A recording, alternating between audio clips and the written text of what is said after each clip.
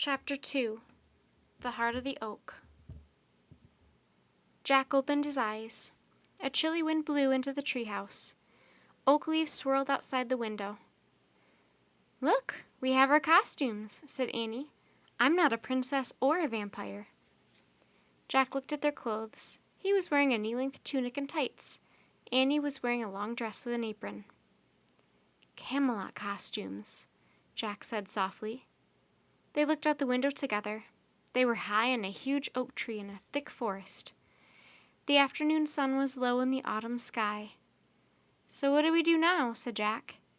"The invitation says we're supposed to meet Merlin in the heart of the oak," said Annie.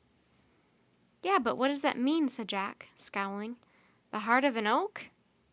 "Let's go down and try to figure it out," said Annie. She carefully placed their invitation in a corner of the treehouse.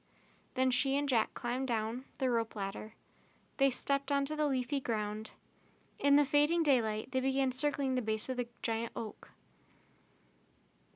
They walked all the way around until they came to the rope ladder again. "We're back where we started," said Jack. "We never found the heart." "Wait a minute," said Annie. "What's that?" She pointed to a long, thick crack in the bark of the tree trunk. A sliver of light seemed to be coming from the crack. Jack touched the bark around the light. He pushed. The crack got bigger. "It's a secret door," said Jack. He pushed harder. Creak! A tall, narrow door swung into the tree. Light streamed from inside. "We found it," whispered Annie. "The heart of the oak." Jack nodded. "Let's go in," said Annie. They slipped through the narrow doorway into the bright hollow of the tree trunk. Jack couldn't believe his eyes.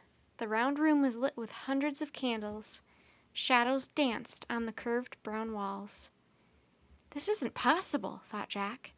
The heart of the oak seemed much bigger than the tree itself. "Welcome," said a deep, whispery voice. They turned around and saw an old man sitting in a carved wooden chair. He had a long white beard and wore a red cloak. "Hi, Merlin," said Annie. "Hello, Annie. Hello, Jack. It is good to see you again," the magician said. "I am grateful for the help you gave us on Christmas Eve in Camelot. Now Morgan and I believe you might be able to help us again." "We'd love to," said Annie. "The whole future of our kingdom depends upon your success," said Merlin. "Are you sure you want us?" Jack asked. "I mean, we're just kids." "You have passed many tests for Morgan," said Merlin. "Are you not master librarians and magicians of everyday magic?"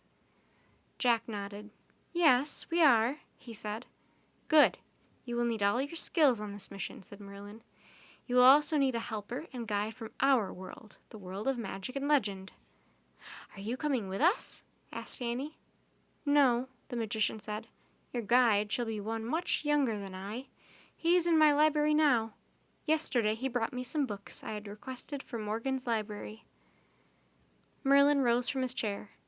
"Come," he said, leading them to a door in the curved wall. He opened it and stepped into another room. Jack and Annie followed him. The musty room was filled with scrolls and ancient-looking books. Sitting on the floor was a boy about 11 or 12 years old. He was reading by the light of a lantern.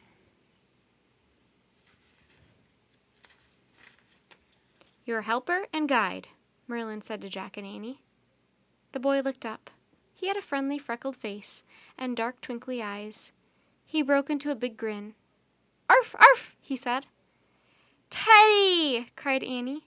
Jack couldn't believe it. Their helper was the young sorcerer who was training as Morgan's apprentice. Merlin for once looked surprised. "You already know each other?" he asked. "Yes, we met a while ago when I accidentally changed myself into a dog," said Teddy. "Morgan wanted to teach Teddy a lesson," explained Annie, "so she sent him with us on 4 treehouse journeys before she changed him back into a boy. He saved us on the Titanic, and he saved us from a buffalo stampede, and from a tiger in India," said Jack, "and a forest fire in Australia." "Wondrous journeys indeed," said Merlin. "I'm glad you are already friends. Your friendship may help you on this mission." "What is our mission?" asked Annie. "We are now in one of the outlying realms of Camelot," said Merlin. "Beyond these woods lies the castle of a duke." Merlin leaned forward as if he were about to tell them something really scary. "It will be your mission," he said, "to bring order to the duke's castle." Merlin set back his chair. His gaze was calm, but a fierce light shone in his eyes. "Bring order to a castle?" thought Jack. "Is that all?" "Who messed it up, sir?" asked Annie. "You will find out soon enough," said Merlin. "We accept our assignment gladly," said Teddy. "The mission will be done without fail." Merlin fixed his gaze on Teddy. "Perhaps," he said, "but a warning, my boy. You are hasty and careless with your magic rhymes. On this mission you must choose all your words wisely." "Indeed, I will," said Teddy. Merlin turned to Jack and Annie. "And a warning to you, too," he said. "You are about to enter a tunnel of fear. Proceed onward with courage, and you will come out into the light." "Tunnel of fear?" Jack thought. Merlin picked up the lantern and handed it to Teddy.